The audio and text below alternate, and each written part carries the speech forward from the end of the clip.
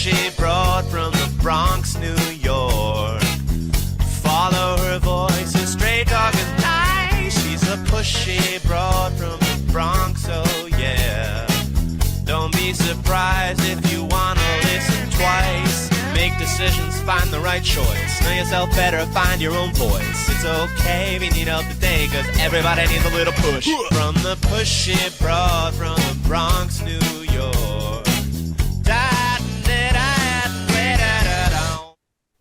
Welcome, Transformation Talk Network listeners. My name is Ellen Stewart, and I am the pushy broad from the Bronx. Welcome to my show, Recovery Recharged, where I get to have you listen to advice and support from experts in addiction, also good mental health. So this morning, we're going to talk about something that affects women mostly in their 40s and over, but affects women of all ages. And this is a show for not only women to listen to, but men as well. I've entitled this show Midlife and Merlot. If you're at a stage in your life where you are going out for the afternoon, or maybe you're dropping your kids off from school, you're having lunch with colleagues, and you're sitting there, and maybe you're ordering a drink or two, and this is how you spend every day, are there addiction crises in women that are 40 and over? I was very interested in this because I see this in my own clients.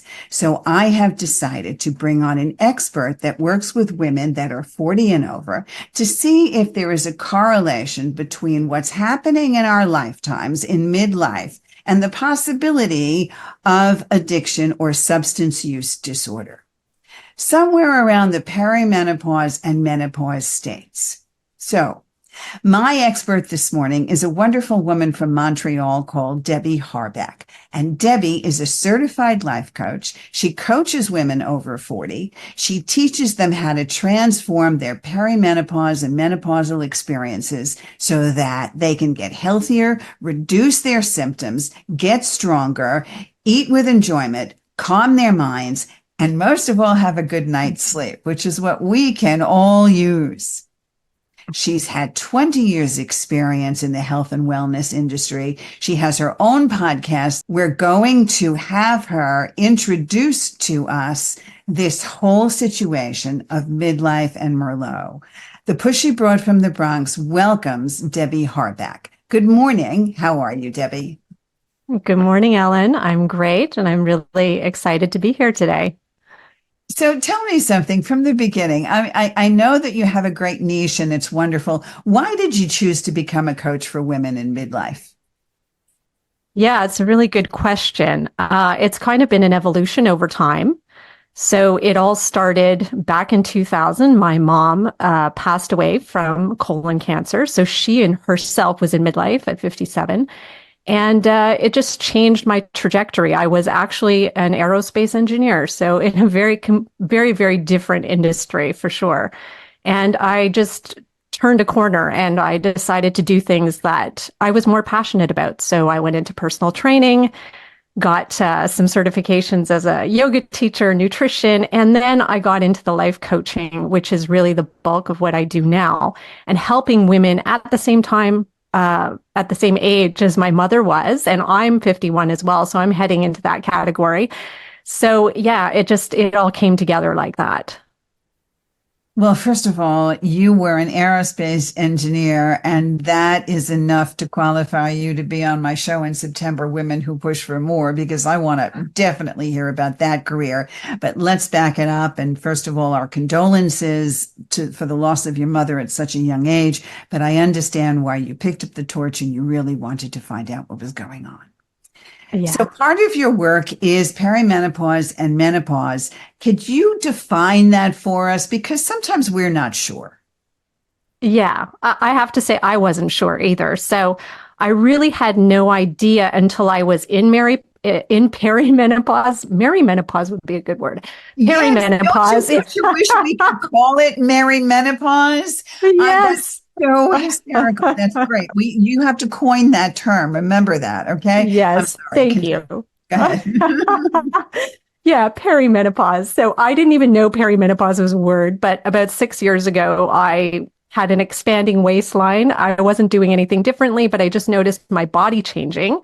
So I did a little looking into it and discovered I was in perimenopause. So perimenopause is the 5 to 10 years on average, the time before you get to menopause. And menopause is really just a gate. It's just a time when you've gone 12 months without a period.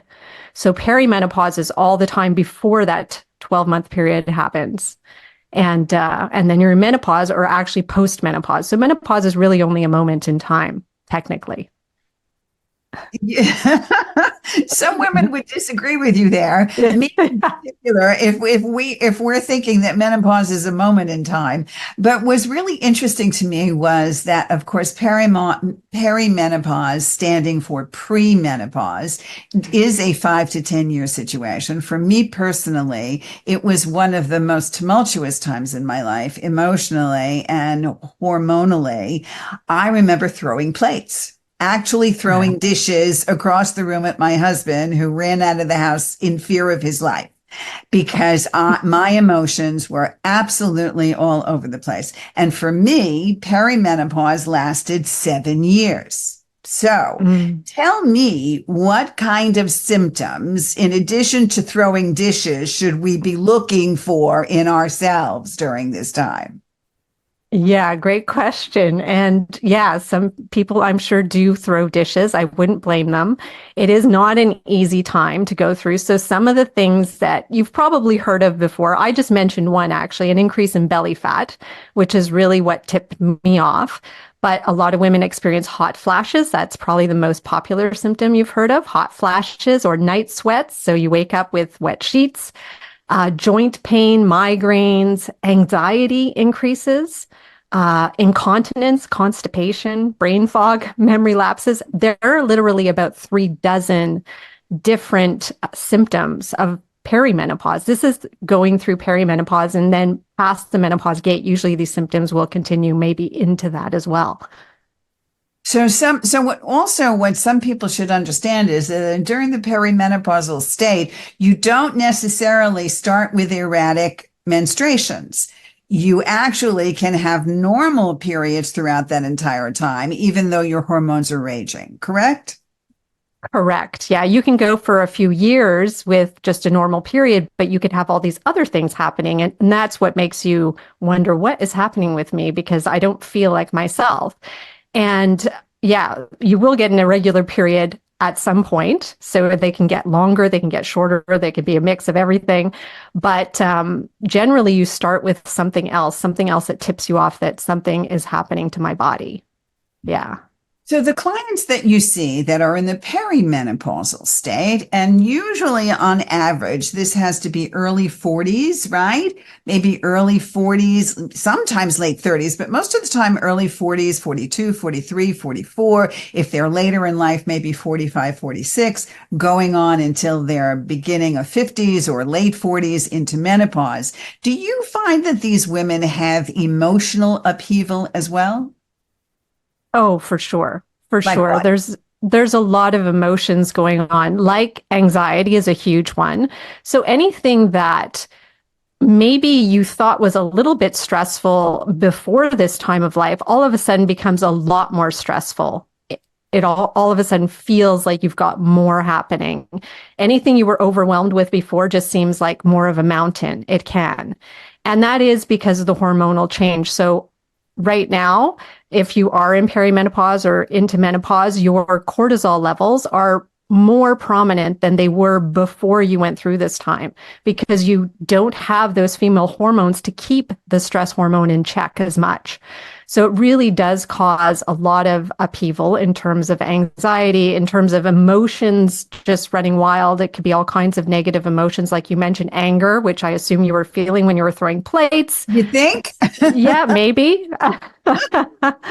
So yeah, there's a lot of extreme emotions. We could cry for no reason. I mean, there's a lot of things happening, but it's mostly that our hormones are changing. And those two hormones, the female hormones, they don't act in isolation. They affect all the hormones in our body. So we are just changing in general. Our whole body's adapting. So do you find that because of this state, especially as we're struggling with all of this, even in the menopausal state, do you find that some of the women that you see actually turn to mood altering substances to alter their disposition and get back to what they consider to be more level? Yes. Yeah, I think we're seeing more of that. I mean, there's a lot of studies actually going on about it right now because one of the reasons, yes, I think is because we're trying to feel more normal. We're trying to relax. Alcohol does relax us. So, some women will relax with alcohol. Some women will relax with food. But of course, it's short-lived. It's just a temporary fix, right?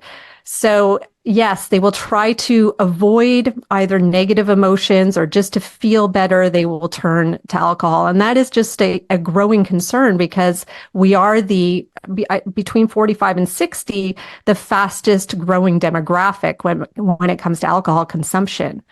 And females in particular, not males, females. So it's pretty concerning. And yes, we have more on our plate than ever before as women. We have more responsibility than ever in history. We've got jobs, we've got kids, we've got parents, we've got a lot of people counting on us. And we are hard on ourselves on top of it.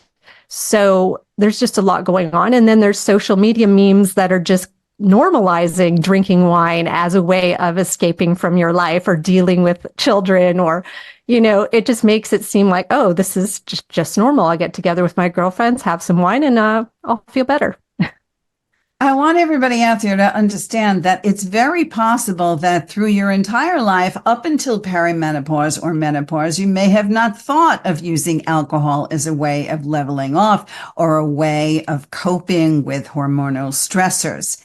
It does not mean that you will be okay in managing that.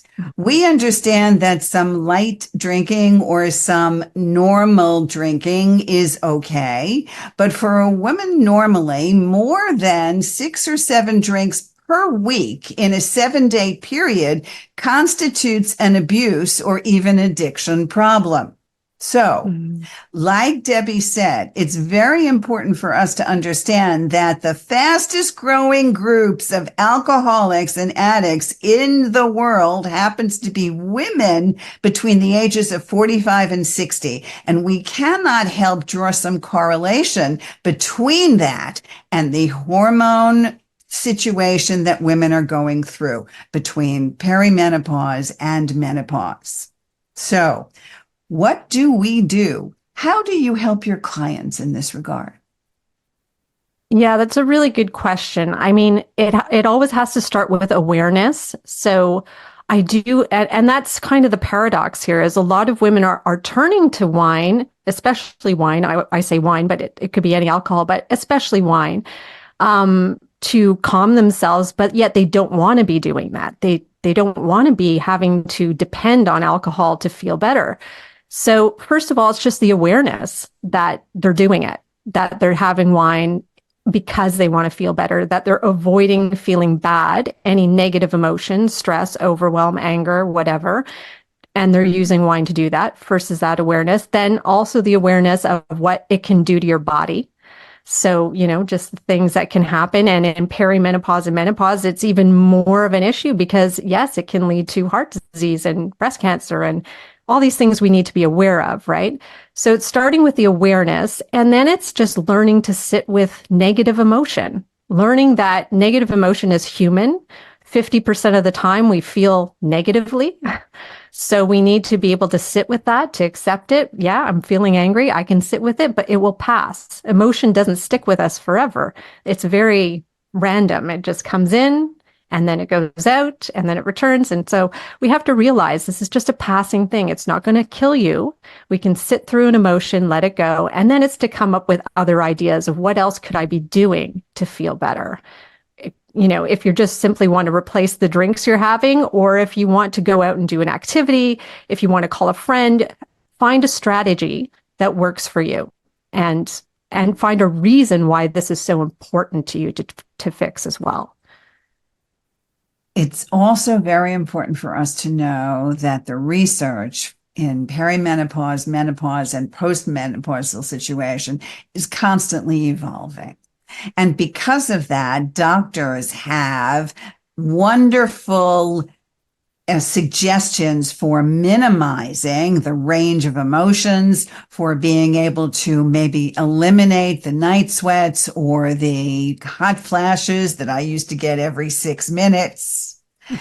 And there are also wonderful herbal remedies that you can ask your doctor about so that you're not going through emotional extremes.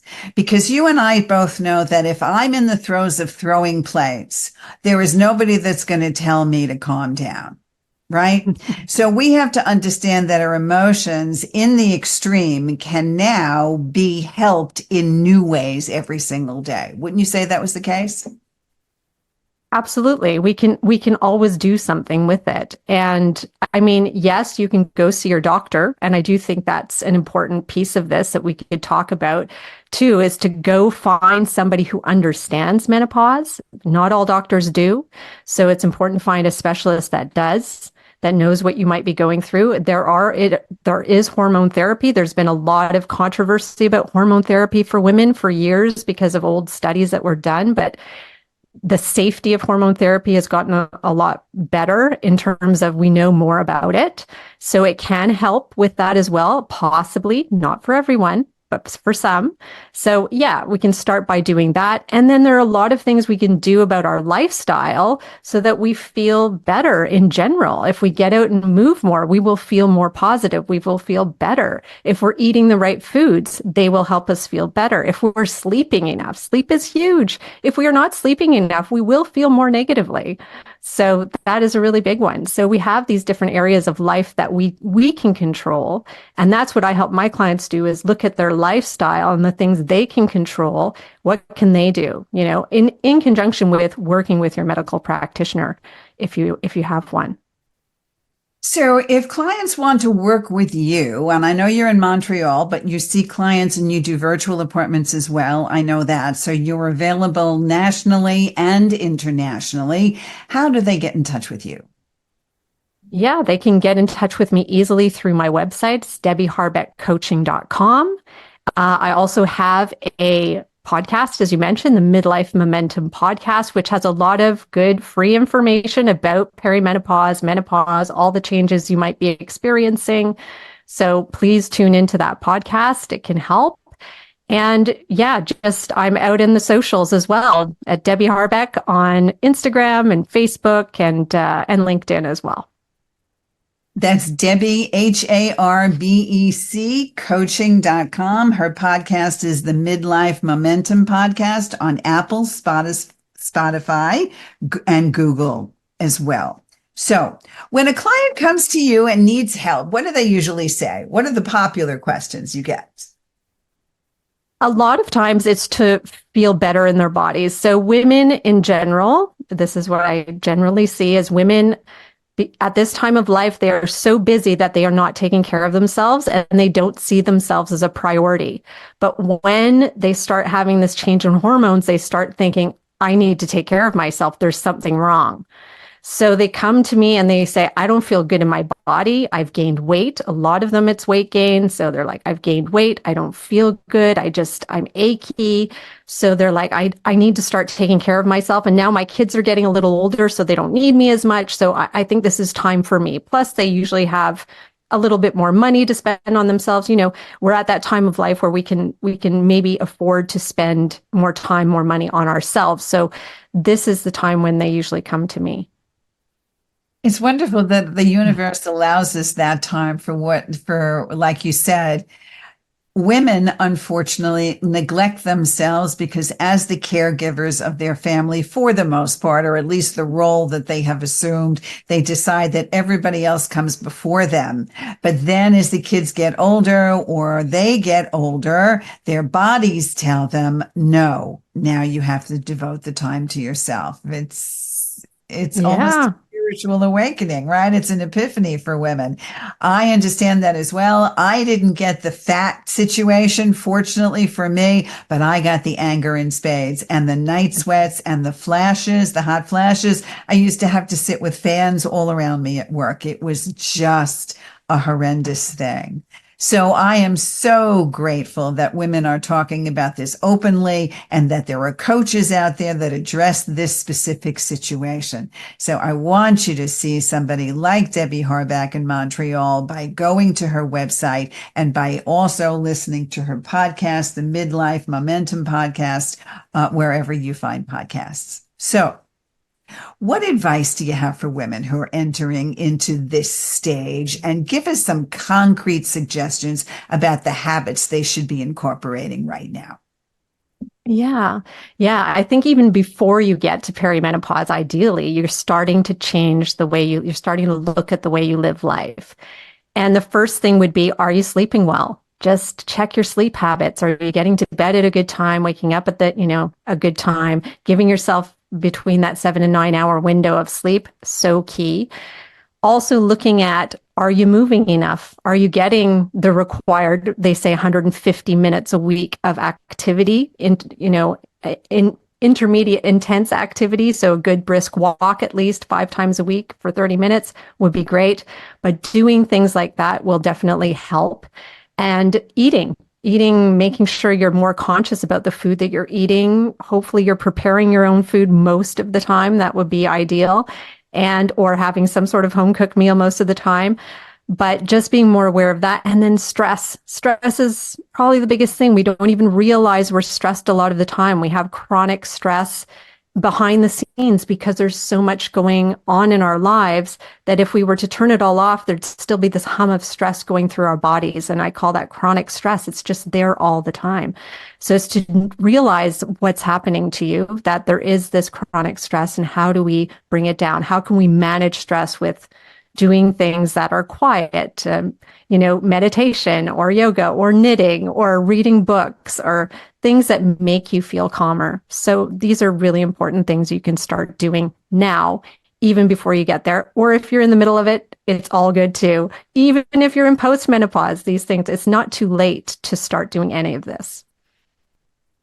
It's also very important. And I know that you have always asked your clients about their substance use, right? Yeah, I do ask them about, alcohol, and alcohol does come up for many of them as something they do want to reduce because it does contribute to hot flashes. Like hot flashes are really affected by alcohol, or sleep is affected by alcohol, or belly fat is affected by alcohol. So these are all exacerbated by the use of alcohol. So yeah, it's something that comes up often. So that seems to be a big thing, especially when they go out to socialize. Just like you said, their kids are older. They have more time during the day. They're not staying home taking infants out, but they are shuffling their children to various activities, after school activities, dance lessons, soccer lessons, karate lessons, all kinds of different things that require us to be clean and sober. Yeah. And also understanding that addiction can hit you at any time. I don't care if you've never had a drink in your life, but if you are drinking more than 7 drinks a week, this is a problem.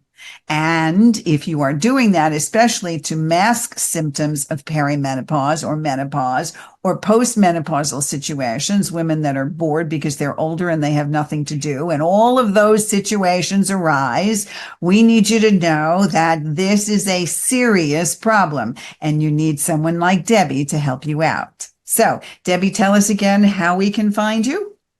Yeah, you can find me on my website, DebbieHarbecCoaching.com. You can find me at my podcast, the Midlife Momentum Podcast, and also on the socials on Instagram, Facebook, and LinkedIn, Debbie Harbec or Debbie Harbec Coaching. You'll find me there. That's wonderful. And of course, Debbie's podcast, which is really wonderful for people in this situation, the Midlife Momentum podcast, also good for partners or spouses of people going through this to listen, to see what to look for, and to understand what a woman is going through during these phases of life. Debbie, leave us in 30 seconds with a message to these women. What do you want us to know today? I just want women to be aware, become more aware and honest with themselves about if you are drinking or over drinking, even if you don't consider yourself an alcoholic, do you want to reduce it? Chances are you do. So just define the state you want to be in and that you do want to let it go, and then get some help. Get somebody who can help you. Yes, you can reach out to a coach. You can work with a therapist. You can, if you need exercise and you think that's going to help, go see a trainer or go see a dietitian, but find somebody else who can be in your corner and help you. Thank you. Thank you very much, Debbie. This is Ellen, the Pushy Broad from the Bronx. We'll see you next time. This is Ellen Stewart, the Pushy Broad from the Bronx, saying thanks for listening, and remember, everybody needs a little push. From the Pushy Broad from the Bronx, New York.